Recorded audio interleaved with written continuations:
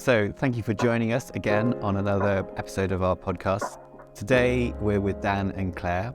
We've worked with Dan and Claire for over 8 years.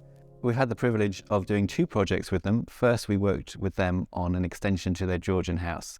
And while we were doing that project, we saw that there was an opportunity actually to see if we could design a house in an extended part of the garden. And we designed something I described as almost a modern barn. The house is situated in a traditional Herefordshire village, and all of us were really keen in order to create a house that was both new, but also very much of the character of the area, of the village, and of the wider landscape. We did actually manage to get planning consent for the house, and then there was lots of decisions and discussions about whether they should build the house, whether they should sell the plot. But eventually they saw it was such an opportunity that they wanted to go on that adventure of designing and building a house for themselves and their family. So why don't you come and sit with us and go on that journey over the next few minutes about what it's like to live in a new Herefordshire house. I guess the natural starting point is before we worked on this project, we'd actually worked together on your previous project, which involved an extension to a Georgian house. So how did you find, what was the difference between working on an extension project and then working on a design for a brand new dwelling house? Well, quite a few differences, I suppose. The longevity, I think, surprised us. Okay. With the house from the inception of the idea Yeah. to going through the initial kind of thinking and designing, then the planning, applying for the pre-app, then the planning, and then actually starting a build and finishing a build. I think that was. I think we're probably looking at 5 or 6 years. It probably from initial idea to actually opening a door to a new house. Yeah. So that was a major one. Whereas with the extension, I think we were probably a year. Yeah. All in Almost, probably. Yeah.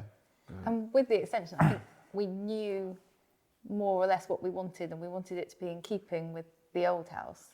Whereas obviously this was just a complete blank canvas. So more ideas, more sort of discussions, and probably a lot more time in the design phase.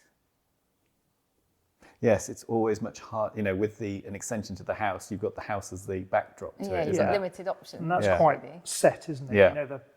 The position of the house in the plot is set, whereas with the plot at the bottom of the garden here, we had a lot of choice of how the house would lay out and where all the various, parking areas, garage, gardens, things like that. So it's much more to think through, and the relationship between each areas, I think, required much more consideration, didn't it? Yeah.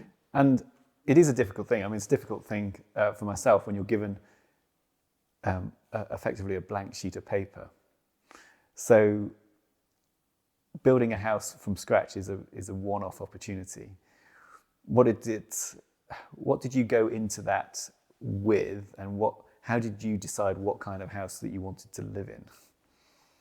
I think it probably evolved as we went along, because I don't think we knew exactly what we wanted to end up with, but as you kind of do the design process, you think actually we'd like this to work like that. And obviously ideas that you'd give us, we'd think, oh, we haven't thought of that. And I think particularly the orientation of the house in the plot was something we probably wouldn't have thought of. And I think that was linked to you obviously having an understanding of what was likely to get planning, which is obviously key to it all. But I don't think we'd have thought of sort of the long, narrow, I think we probably thought of more traditional kind of basis. Sorry, what was the rest of the question? No, it's just, it's interesting what you said. It sort of takes me all the way back that this used to be, I mean, it's interesting, isn't it? Because when you bought that house, this house had this plot that we're sitting on, it had a plot, and they tried to get planning permission for it, and it had been refused, isn't it? A couple of times. Yeah. And it was refused on 2 things. One, its proximity to the listed building. Yep. And the second, in terms of access. Yeah. So I guess when you bought that, did you think that one day that you would be able to do a new house, or was it? We did have a conversation at the time, didn't we? And I think we had to assume that we wouldn't get planning permission. So part of our thought process of buying that house it has had a couple of failed applications that you could see on the website. But we made an assumption that we wouldn't be able to. Yeah. But I think we also kind of assumed we'd probably speculate at some point. Yeah. But it wasn't a thing that was really driving us to buy that house. We didn't buy that house to build something here. Yeah. And I think once you had helped us get that house, how we saw that one developing, then I think we turned our minds to what are we going to do with this area?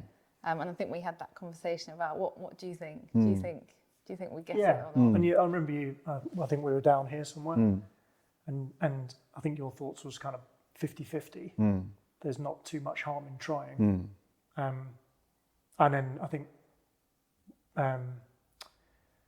it was going to be the access, and I think that came to the fore quite quickly. Yeah. It was mainly about the access. Yeah, and in a way, it was kind of good that there had been a failed attempt, because with planning at that point, they gave two reasons why the previous attempt had failed, and so you instantly know, okay, so if we can sort out deal with those two aspects, there's a good chance we can get it. But the difficulty was actually the highway access, wasn't it? Because with the listed building, it's someone's opinion of the impact on a listed building. Yeah. Whereas with highways, it's a calculation. You either have got that visibility, what is the speed of the traffic? So we did quite a lot of work on that, didn't we? Yeah. So what was that? It was quite technical work. We had to employ a highway engineer. Do you remember that? What was your feelings going into that? Yeah, I think that bit was, whilst that was still going on, we hadn't let ourselves get too invested in the design. So I think the original plans that were submitted, we very much thought, oh, that looks nice and that would be very nice, but we're not going to invest too much sort of time and emotion into it, because if we don't get the access, then it's not going anywhere, which is probably why we then made quite a few changes and updates when we actually did get our heads properly into the design. But I think that phase, it was probably 50-50, and we thought, well, it's worth pursuing it and seeing, but if it doesn't happen, then... No, I think we remember that, because we knew it was an important part of the process to get that agreed. Yeah. And there was a lot of detail, and even then it came down to a couple of meters, didn't it? I think, it did, yes. It was the visibility yes, display. it was really tight. There wasn't much in it. No, and we had there was a lot of going forward, backwards and forwards. We couldn't seem to get access to the right person, did we? Yes. And then eventually, I managed to get a meeting with him, and he kind of signed it all off at that meeting, which was incredible after months and months and months, wasn't it? Yeah. That does feel like a long time. It does. So if you cast your mind back, I've always found that there's a kind of psychological shift within projects once consent was gained. Now, I think, if I remember correctly, as you said, you didn't emotionally commit to the project, and actually you saw the getting planning permission as a win-win. If you got it, you might sell it, you might develop it. What did you think once the planning consent had been issued? I think it was a relief, because obviously we'd invested quite a lot of time and obviously money at that point in the highways position and access and all that.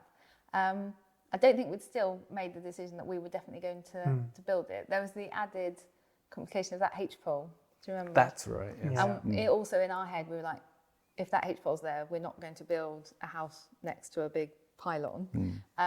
So we were still like, if we are going to build, we still want to deal with that, which was probably more uncertain and time-consuming and stressful than the access.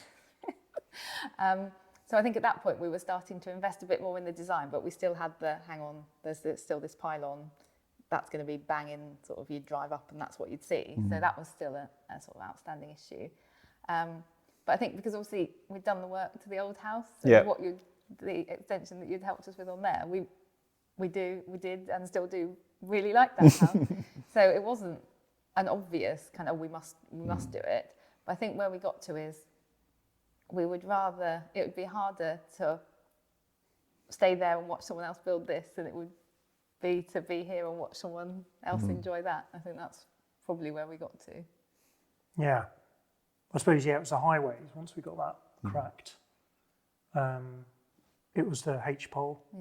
And then we were getting some good messaging from WPD about the underground and so that kind of began to slot in. Yeah, although that took a while. Yeah, that took a couple of years. Yeah, I think that's what was the delay then, because Yes, the 'cause we planning did- lapsed, didn't it? Did it? Yeah, and it was because we weren't sure when we submitted, I don't know what kind of application, but when you submit an application and it came back and they actually refreshed so it hadn't lapsed, it was coming up. It was coming up to the end, So we were like, we either need to start now, but when they dealt with that decision, they reissued Yes, it, they which did. gave us Yeah. a bit more breathing space, Yeah. which was good. Yeah. So that must have taken quite a while Yeah. for us to be at that point. Yeah. Yeah, and then, so, we did the sort of inquiry. It's like, okay, yes, I think we can do this.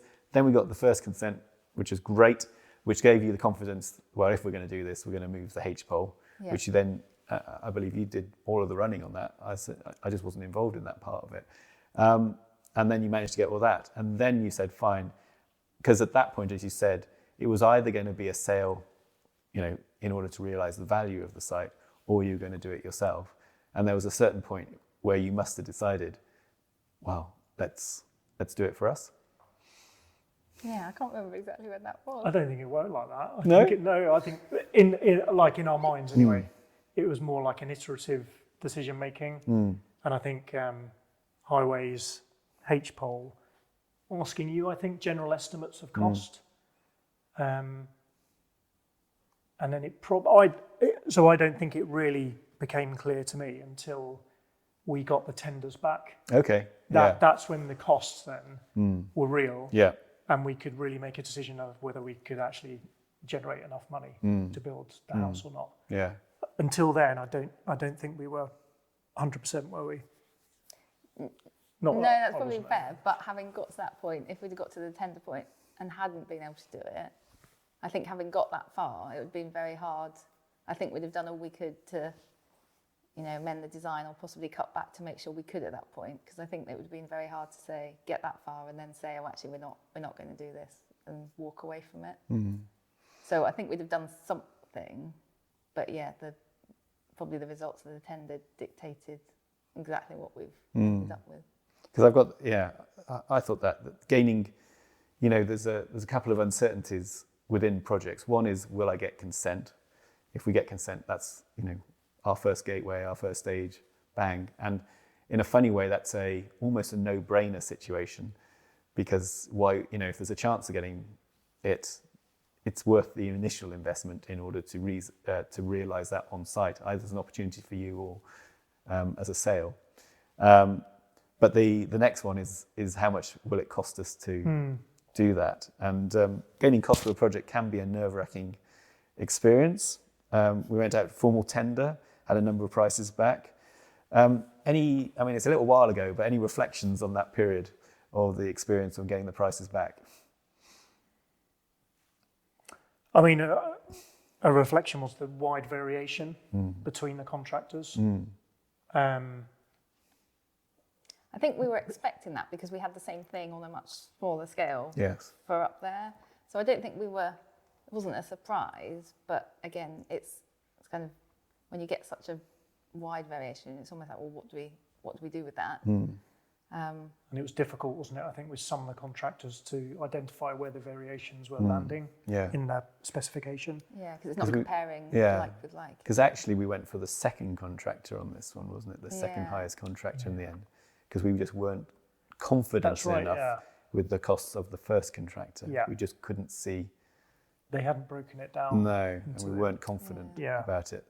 So, and I suppose a contractor bidding with the requested amount of detail gives you a level of confidence that they've thought about it properly, and And I think that was, there's a lot of different parts to the project documentation, but that price schedule is key, isn't it? Yeah. Working with the quantity surveyor and then making sure that, you can see that there's amount of money against every part of the project says, fine, I can see that it adds up, and they can see that it adds up. And if they haven't provided that level of detail, it's like, But at that stage as well, you can see how much work you're asking the contractors to do before you even know if you're going to go with them. So I think it is an investment for them. So yeah, I think that definitely struck me, is the amount of detail that obviously the ones that came back with the detail was given, and that's not something that they'd take lightly as well. No, because they're taking on the... It's an appreciation of actually the time that they'd put into it. Yeah, because yes, and that gives you confidence that if they've costed it well and they've given the detail up front, then they'll probably do they're going to do a good job on the site as well.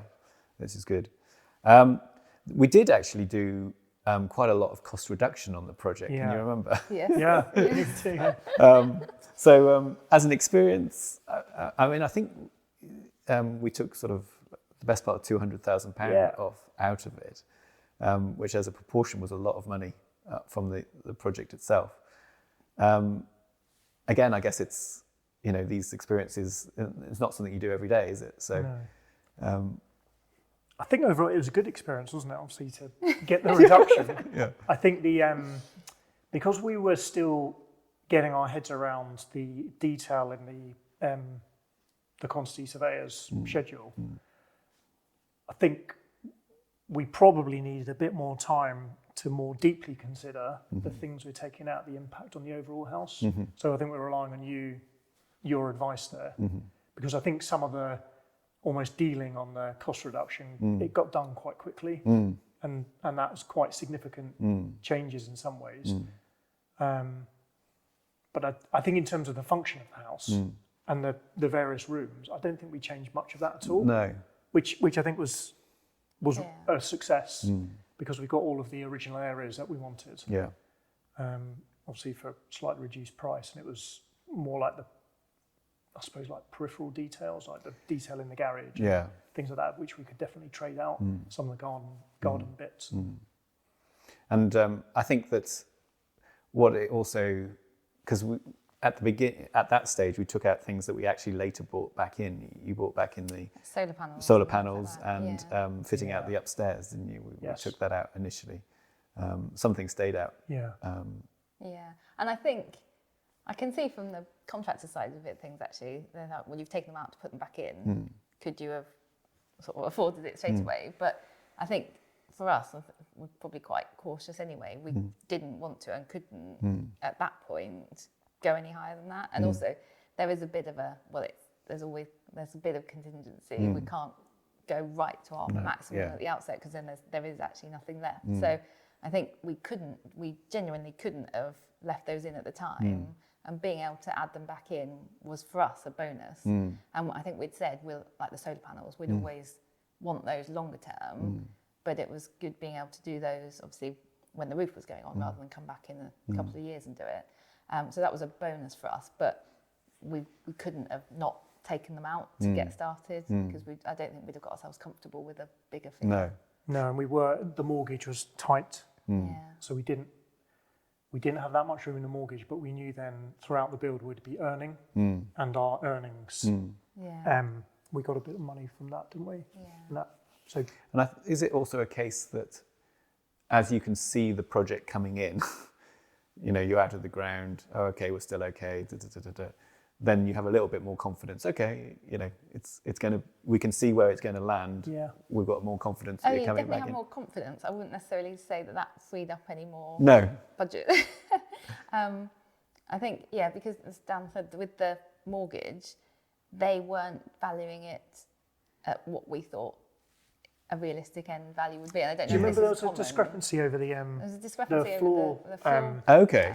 And we had to come. Well, I think we came to you and said, "Can you just double check the floor area?" Yeah, the floor square meterage. They were working it on a price. Yeah, because their surveyor that they sent out had noted it down incorrectly. Oh, really? Yeah. So we sent him and the mortgage company the drawings, and then they revalued it. Okay. But we didn't notice this for quite a while. Okay. We're like, why have they valued it so low? And then when we asked them for the detail that the quantity surveyor sent to the mortgage company, then we noticed the discrepancy. Oh, wow. Yeah. So we were quite tight on what we could borrow.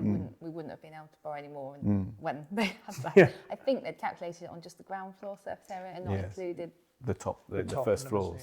So so we were genuinely quite tight on that. So we couldn't have. I think what was good with you and Mike when we did then reinsert the things that we'd previously taken out is generally, unless there was a really good reason for an increase in price, the the price that we'd taken out got reinserted. Yeah. So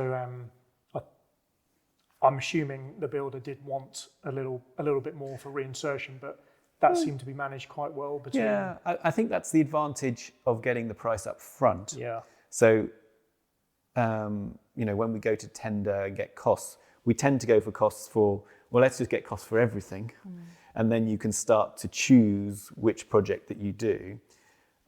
Because then if you do want to bring something back in, there's a cost for it and we know the cost for it.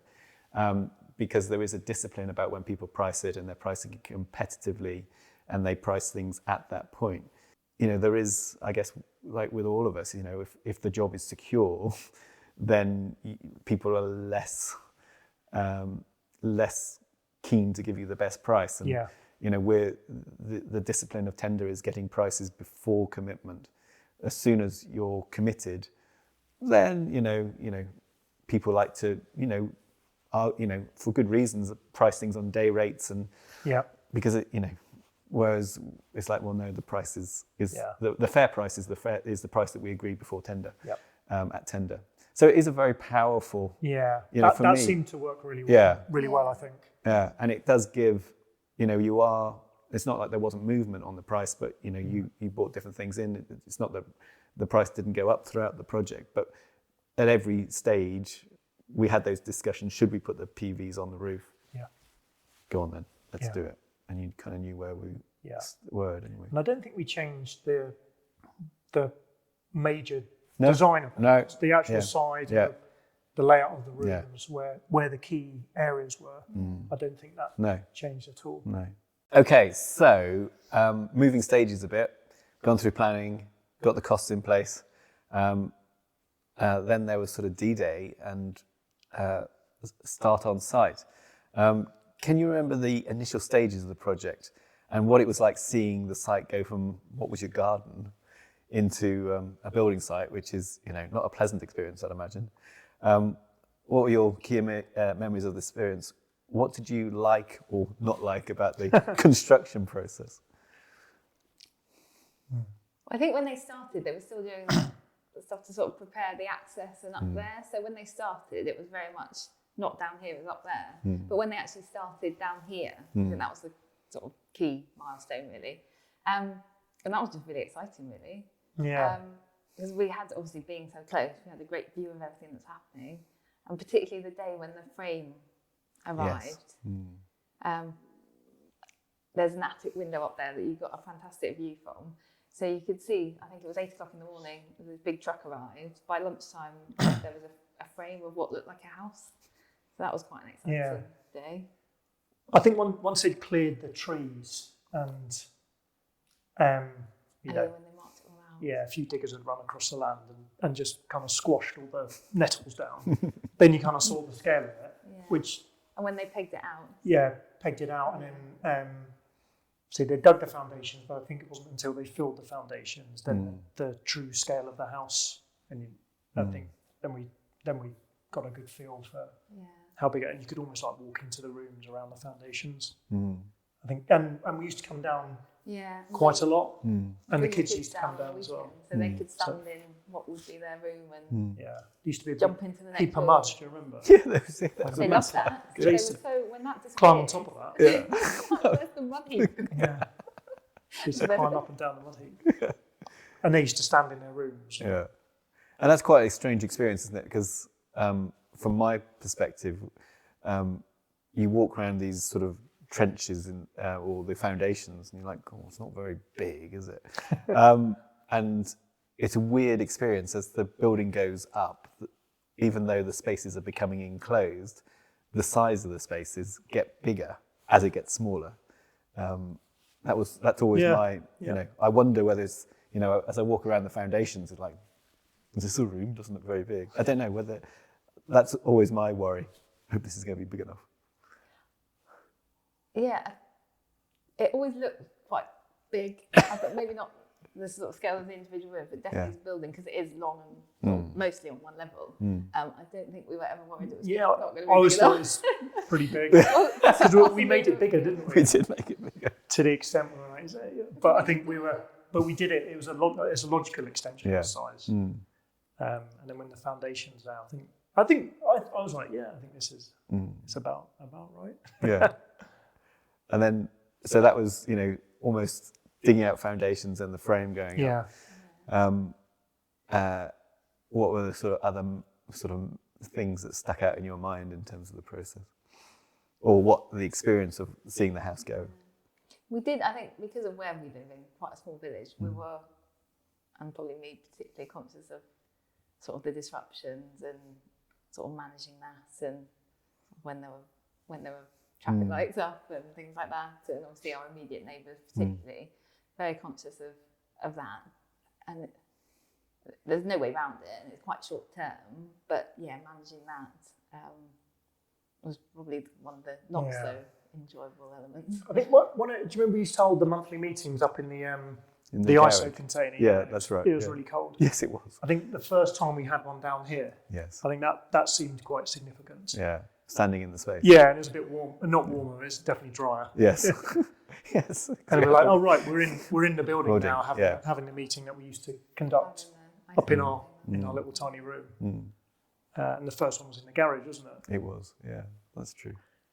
That was significant, and I think for us, because some of the services work that Claire had done on sewerage, the WPD bit, seeing the electricity actually coming into the house had proved like 3 years worth of effort to get the H-pole removed and get the cable in underneath the drive, and then the sewerage connection was a bit of an epic, wasn't it, as well?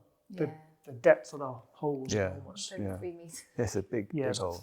3 or 4 meters deep. The amount of earth that came out of that, and that was all us. That was on us to make sure that went well, and we didn't. We hadn't done it before. But then once it was connected, it was a bit of a relief. Like, right. Okay, so we've got sewerage.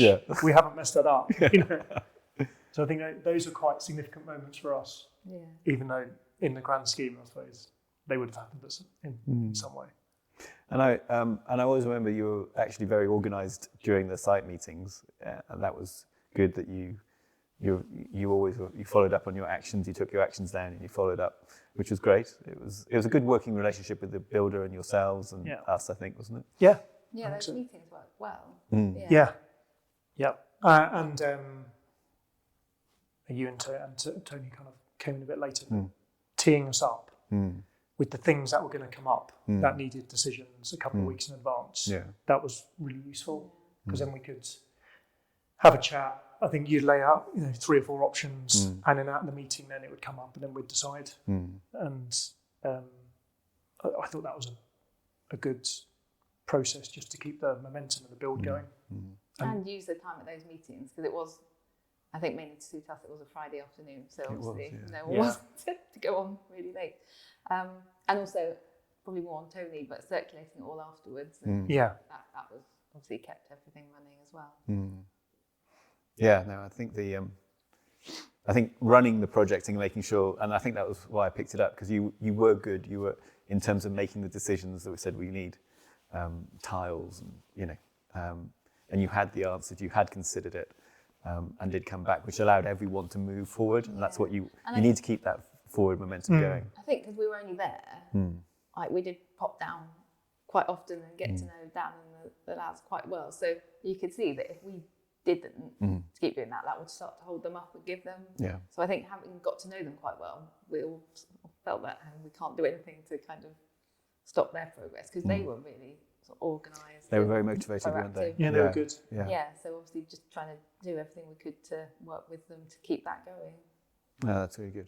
And just thinking about it, because I'm looking at the bricks now, there were a couple of material choices that you were really, really involved in, and one of them was the bricks. The watercolour. Yeah, the bricks and the watercolour. Yeah. That was a pretty much new brick that would come to the market, I think. Oh, was it? Okay.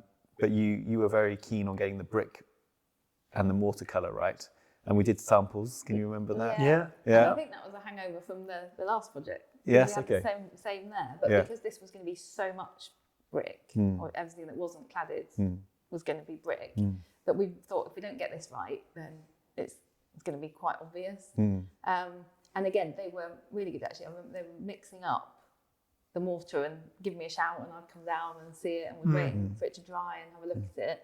And I think we got to the point where we were nearly there, and they were like, instead of just saying, well, it has to be what, they were like, right, don't worry, we'll do another one. And they kept going till it was something we were happy with. Yeah. And the brickwork's really nice, and the brush finish to the mortar. Yeah. And it is the brick, but it's also the mortar that makes a huge difference. And they did that took them a fair bit of time to get that right. So they were coming back on Saturdays, weren't they? Because it was like, you have to brush it after 24 hours or something. Yeah. So he was. If they'd done it on a Friday, then one of them would have to come back on the Saturday. So quite detailed. I think. I thought kind of way they did. And then the other was cedar. So originally we had cedar cladding and oak posts, but in the end we've gone. It was Paul from the contractor suggested cedar posts. Yeah. And it was during the time where we couldn't get wood for love nor money, could we? But I think that's one of the really distinctive aspects of the house as well. The cedar work, the soffits, and the posts, and it goes well with the brick, which I'm really pleased with. And then for you as well, that you spend a lot of time choosing the tiles for the house and how they come from inside and outside. Yeah. Can you remember all of that? Yeah. A few variations there. Yeah, the number of tiles that poor Lee dropped off. He kept coming and bringing samples, didn't he? But I think that was lockdown, so we couldn't go and look. Yes. So it was slightly, you'd love to just go around looking and find something you like, but we were trying to look online, and then he was dropping off certain samples, and then actually when you see them in real life, as opposed to on the internet, you're like, oh, actually, no, that's not. But he was really good at saying, well, if you like that bit, but you want it a bit more rustic or more variation, he was suggesting other ranges and stuff, and coming and dropping them off and things. Yeah. And we want, we're after a kind of similar tile for outside. No, Solus, it's a very good, I think the level of variation, the detail, if you want a bit more like this, then they've got that. So it's not like an either or. Yeah, they had such a big range that it almost, we could have kept going. But no, more than happy with what we chose. Yeah. And then finally, the lighting design. So, one weekend you went and did came up with an idea for a light fitting, I seem to remember, and I was saying, and then, hey ho, it's up there now. Yeah, well, we found something we liked, but it was on an Australian website, so obviously there was no chance of guessing it. And we couldn't even see how you find a stockist for it. And there wasn't even a price attached to it, which was quite weird. But because of the gap, there was nothing off the shelf that would bridge that gap. So, yeah, we were sort of slightly stuck for options. So we found something we liked. And I don't know if did we show you? And you sent it through. Did you email it? You emailed an image through. Because we were trying to thinking there must be somewhere over here that stocks a similar thing. Yeah. But just couldn't find it. It was the scale, I think. It was, And the size of that fan. And did we show that? Had we got that by the time we met with the lighting designer? I don't think we had at that point. No, I don't. No, I think it was after meeting with the lighting designer. Then you spent a lot of time thinking about the lighting after that. Yeah. Bruce, wasn't it? It was Bruce. So he obviously went through the zoning of certain areas, which I think probably triggered it at that stage. How are we going to differentiate the zones by using lighting? And then I think you started looking and then found that, and then you suggested you might know Joff. someone who could just make it. No, well, he did. I mean, Joff, we work with Joff on a few different projects. He's a very talented guy. Seems quite like a challenge as well. Yes. He quite likes doing something different. He does. Rather than just the same. Yeah. No, he absolutely likes a challenge. But it's such a central feature of the house now, isn't it? Yeah. Yeah, no, it is. Especially when it's on. When it's darker. Yeah, it's cool. Yeah. So, so I think that we've gone through the planning, gone through the on-site. So eventually, after all these years and all this money, you get to the point where you can actually move in and start making all these spaces your home, a brand new building designed specifically around your ideas. I guess, what's that like? It's not as different as I thought it would be. Okay. I think maybe because we'd been living up there whilst the build had been happening down here, And particularly in the latter stage of the build, we're down here so often with Dan and the builders just doing, finishes and paints and things like that. So I think the transition wasn't massive. It was significant, natural, but not. It didn't feel a big change. The kids, I think, got into it quite quickly because they'd gone through the process of standing in their room with the foundations, and they chose the wallpaper or the colour of the paint, things like that. I think one of the areas that we've had to adapt to most is this one, the big open plan area, because we're in it together, and you've got to change your behaviour slightly. Okay. In just I remember the discussions about whether you were going to be allowed a TV or not. Yeah. I think there was always going to be a TV, but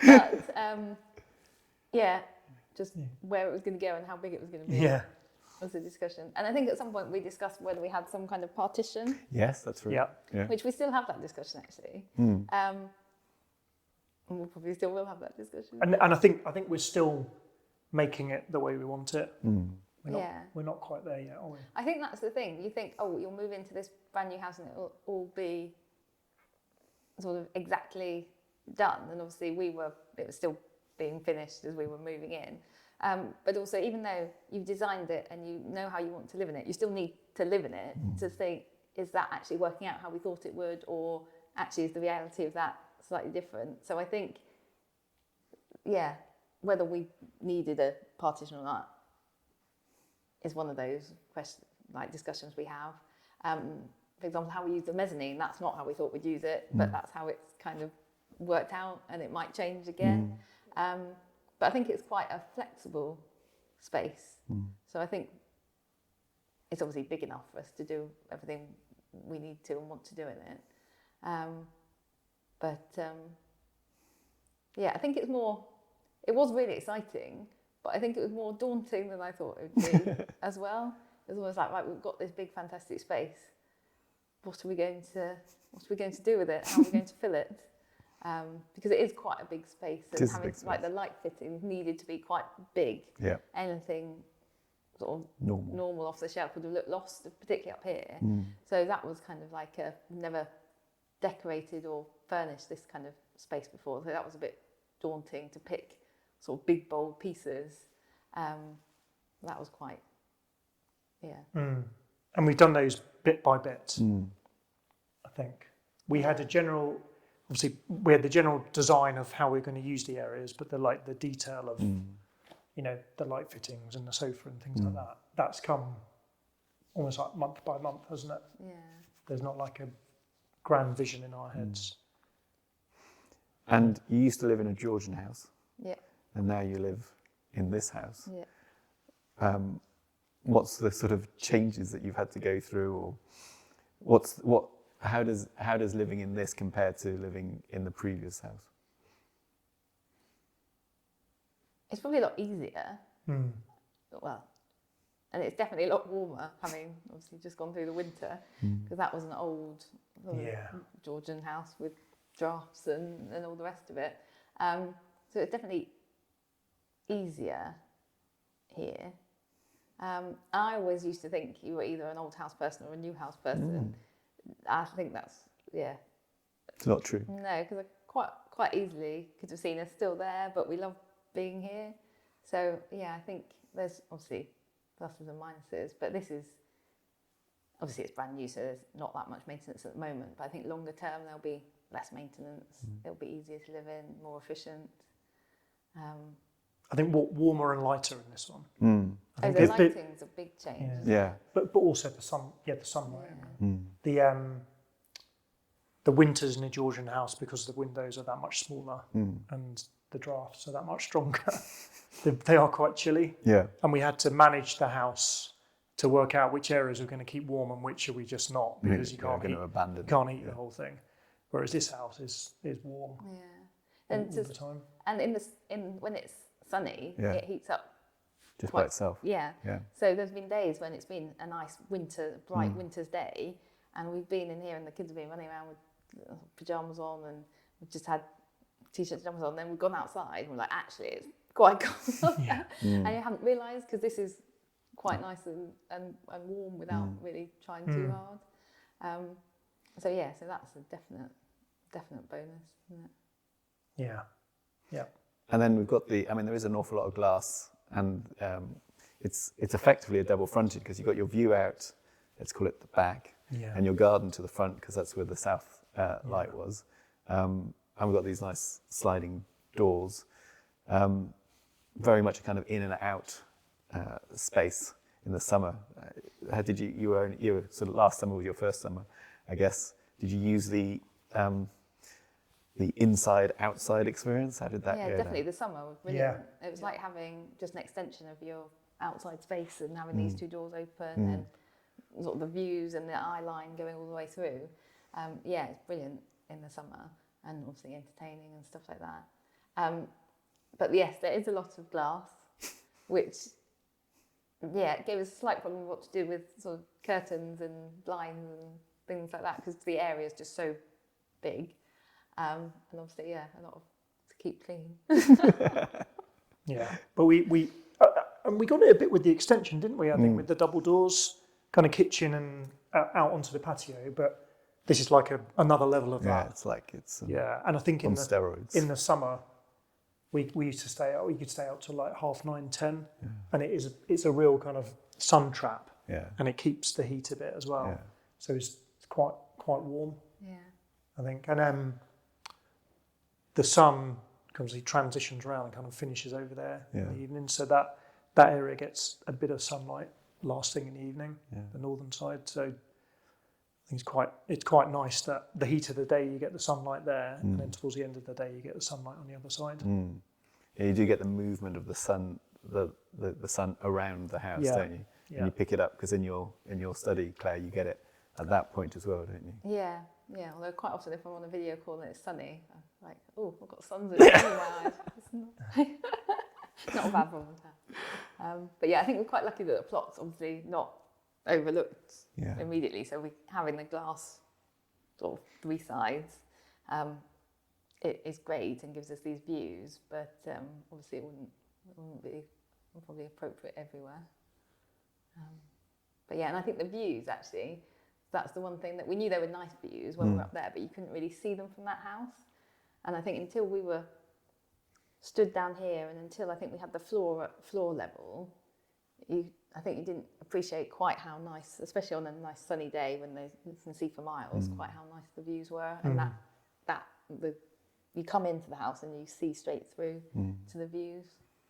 No, it's a glorious view, isn't it? Yeah, and people come in and they're like, oh, they're sort of surprised by. Yeah, because you're not expecting the view, are you? So so that works really well. Yeah. It makes the most of the view and all the light and orientating the right way. So brilliant, you kind of move in, and then there's this interesting period called the rectification period, this 12-month period. And that's there for, if there's any crackage or issues with a plant or everything like that. It's in some ways it's a period that's not an important period, but it also gives a certain amount of reassurance that everything's, that if there is cracking and things, people will come back and fix those things. Any kind of final reflections on that stage and how it sort of panned out? I don't think there was we thought there'd be more.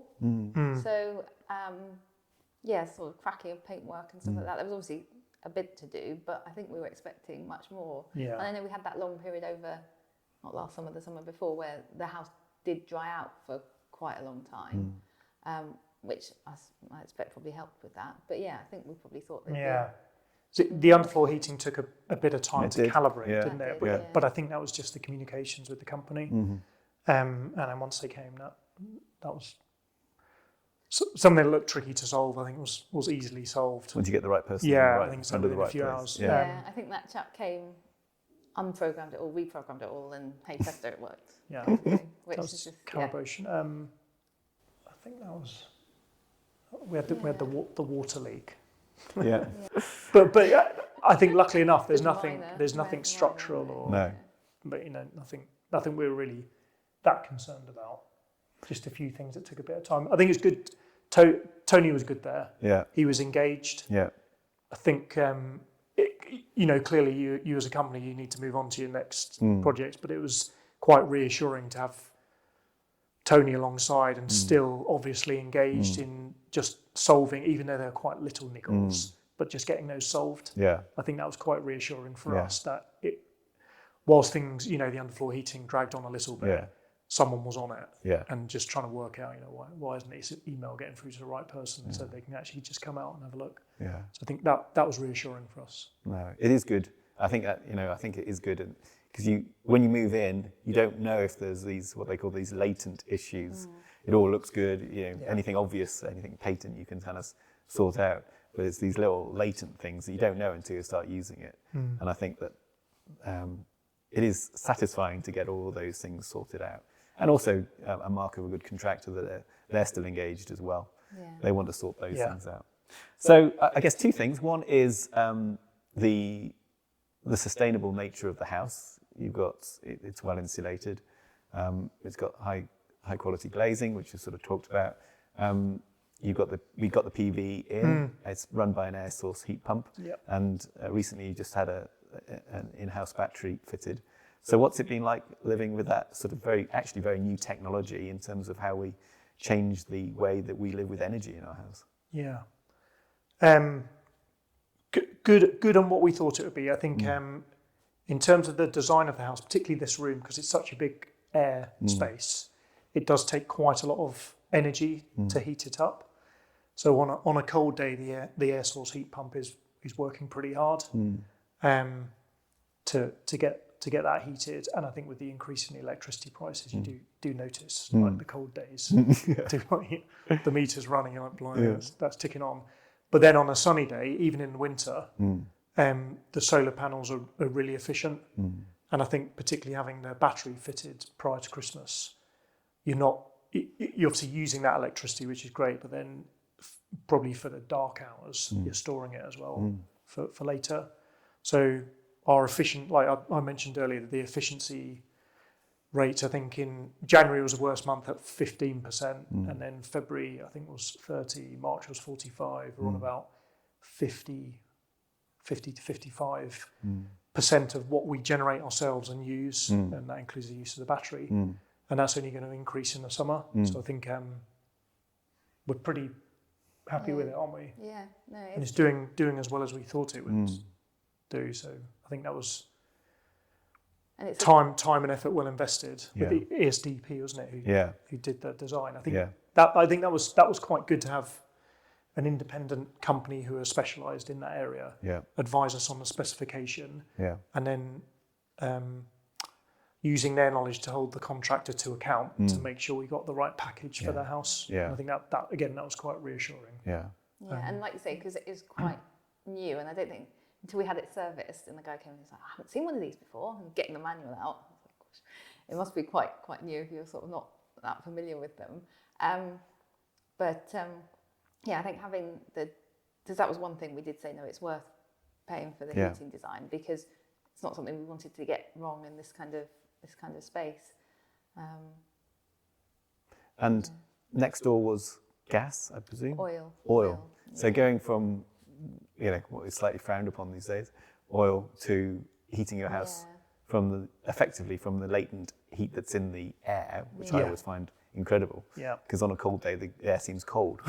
But you can still suck enough heat out of that air in order to heat the house. And the totally different thing is the way you can monitor it almost instantaneously. So there, you'd know, when the tank ran dry, you'd say, right, topping up, all the prices are whatever they are, you go with it. Whereas you can, obviously the app and online, you can see exactly what you're generating, what you're using. I don't know how often it refreshes, but it's probably a few minutes. So you can see exactly on any given day what you're using, and if you need to make tweaks, or if you think, oh gosh, that's a lot, you can sort of think about doing things a bit differently. And you can manage the zones in the house. So if you don't need the upstairs heated because you're not in the office, or people Even aren't, remotely. you can just turn it off. So he was busy turning it off while you're... You can do it whilst you're overseas. I get a text message. Are you working from home today? No. Oh, I'll turn the heating down in the office then. We're hoping it's good for the kids as well. Okay, in what way? To just not accept that you've got to use gas and oil. Yeah. Because you don't. No. So everything runs off electricity. And I'm assuming battery technology is only going to get better in the future. And if you put loads more PV panels up, you could have probably 3 or 4 batteries and fill them up on a daily basis.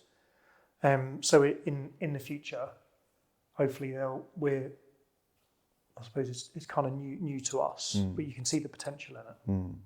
And the house is ready for it. Yeah, and then I think as they get older, that will be the norm.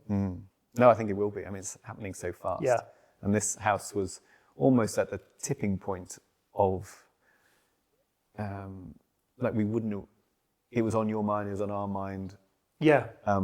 But now it's more than on people's mind. It's a designed-in factor. So it was good that as you went forward with that technology, and then it's working really well. Yeah. I think that was why it's key to have it designed, rather than just sort of, oh, this is what's worked in a similar thing. Brilliant. Well, thank you very much. I guess the kind of key question, the final question, is how has it been to finally live in a house specifically designed around your hopes, dreams, aesthetics? And how has it sort of changed your lives and your family lives and any kind of standout moments of living in this, what is a beautiful, beautiful house? Just hold that, wait for me. I think it's easy day to day to not stand back and appreciate it as you just get on with family life. But I think when you sort of look around and you think, oh gosh, yeah, this wasn't here at all, and you see the kids enjoying it and running around, and you think, yeah, it is future-proof. We don't need to do anything to it. We could quite happily be here forever, really. So I think that's nice. And obviously when people do come and see it, and I think that's when you see people's reactions to it, you do think, oh yes, it is a bit different, it is a bit special. That's obviously quite nice to see and experience. We did Christmas Day, didn't we? Yeah. And your mum and dad, and Your mum mum and your sister and the kids, and we did it all in this room, which was obviously one of the things we discussed during the design. And the idea was like you could prepare food at the island whilst people kind of sat there, and even though you've got different spaces, you're still connected. And when I mentioned earlier, like you need to alter the way you behave within the house, I think that day worked really well. Yeah, didn't it? Because it was really sociable. Yeah, we were doing the cooking and people were helping us with that, but you weren't in a different room. You were with everyone else, and the kids were doing a bit of playing a board game with the grandparents, but we're all together, and I think it worked really well. And then we came down here later and played a few games, watched a film or something, and it was almost like that's the way we envisaged it working. And you had how many? So 9 of us. 9, 10 in this space for the whole day, and there were no arguments. Must be a great space. Everything worked really well. No one slunk off to a room, I'm just going to check the turkey and come back 2 hours later. Yeah. So it worked really well. Brilliant. I think, which almost like as we thought it might, but it was good to see it, I suppose. I think that was a. And I think that's was a good what moment, wasn't it? When we thought, do we really want open plan? Because that was a big decision coming from a defined closed spaces. plan, selling. And it was all about the children, especially. And I think when the children get older, hopefully we'll still see quite a lot of them. Whereas it might be otherwise, if you're in your different rooms, different zones, doing different things, they can be doing their different things, but we'll still be together and hopefully, still see them and they'll still want to see them. But so hopefully that will come into its own even more. Yeah, brilliant. There's one thing I was going to add, actually, which is when people say to us, "Oh, what's your sort of top tip if we were going to do that?" And is Mike. I think you're obviously quantity surveyor. having a quantity surveyor, and especially someone as diligently on it as Mike was. Yeah, I think that made all the difference to obviously the budget and the bottom line, really. But I think we felt that we appreciated Mike being there, and we don't know if I think we obviously thanked him, but I don't know if sort of his role goes maybe a bit unappreciated, not by you, but I think that's one thing we were conscious of. And when anyone asks for our sort of top tips, sort of Mike, a quantity surveyor always figures on our list of sort of top tips if we were going to do something similar. So what did you, in what way was that helpful, or, you know? I think just the detail that he went into and the grasp he had of everything. If we'd tried to do something like that, we just wouldn't have.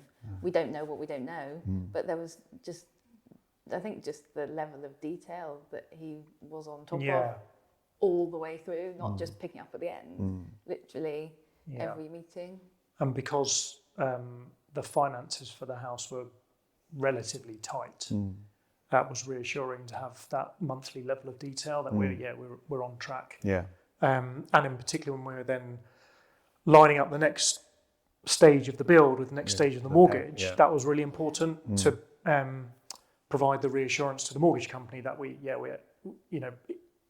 we're spending as planned, as we told you 3 months ago. The spend is progressing as we thought. So I think that made the money releases easier to manage. We felt like we had a good understanding of that, and I think without that, I'm not saying that there were no stresses, but without that, the financial side of a build has, I think, the ability to be the most stressful bit. Definitely. Yeah. And I think having Mike involved at that level made us feel, at least at every point, we knew exactly where we were, we knew what was coming, no nasty surprises, that kind of thing.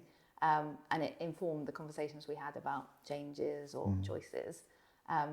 But I think it helped keep that stress levels down on the financial side. No, it's brilliant to hear, because he did do a really fantastic job. Yeah. Because he did the budget estimates. Well, he was involved from the very beginning, didn't he? And then, the value engineering, he was key within that. And then at every site meeting and reporting to you. Yeah. We don't quite know, but this is where I'd expect. This is the anticipated final account, tracking that all the way through, and then the negotiations on the final account. I mean, it's a huge job they do, and as you say, I did A-level maths, but there's no way that they're kind of like the project accountant, aren't they? Yeah. And we'd never used a quantity surveyor before, so I suppose we didn't. Yes, because we did that ourselves. Yeah, we didn't deeply understand the role, but we really appreciated it. Yeah. And at the outset, it's another expense. It is, but if anyone was to do a similar thing, I'd say that's the one thing you must have. No, absolutely. From my point of view, No, that's brilliant.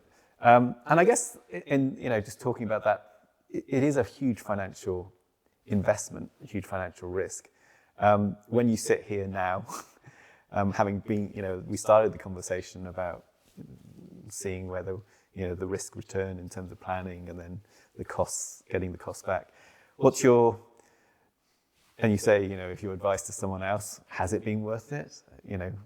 What's your, it's valued in so many different ways, but what's your review of the value in terms that it gives to you, in terms of the financial, in terms of life? How would you value what you've done? I think from a house and living in a family, enormously valuable. Because we design it, it's what we want. It's modern, it's warm, it's light, so people enjoy coming here. Which I think was the most important thing about us building something that we would then move into. I suppose the financial bits, almost not by accident, but certainly not by design, and probably due to COVID and lockdown and factors beyond our control, financially it's worked out to be a really good investment as well. But that wasn't a primary driver when we came to build it. It was like, with the finances we've got available, if we wanted to build a house or a family, we wanted to do something like this. So I think the lifestyle bit, I think really, really valuable. The financial bit has been valuable, but we didn't necessarily set out for it to be a significant, part of the project. But I think through, inflation and labour costs and material costs, and the when we signed the contract with the builder, it seems to have worked out really well as a financial investment as well. So I think we're pretty content with it all round. So you're good on the on the sort of the family value, the experiential, the day-to-day value, but you're also happy with the financial investment return as well. And I think we have enjoyed the process as well. I think I'm not saying we'd necessarily do it again. Yeah. But I think Not tomorrow. we found that quite rewarding. In what way? Well, just I think seeing it, it's obviously very satisfying designing something and seeing it being built. But I think it's one of those, obviously, not everyone gets to do it. It's a rare opportunity, isn't it? But yeah, I think it's been quite a nice thing to do together and for the children to be part of, and yeah, I think that's added to it because there's the whole story and the journey behind it.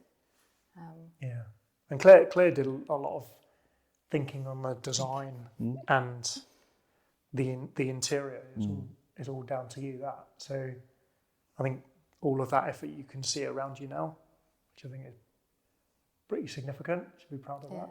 Yeah, you should be proud.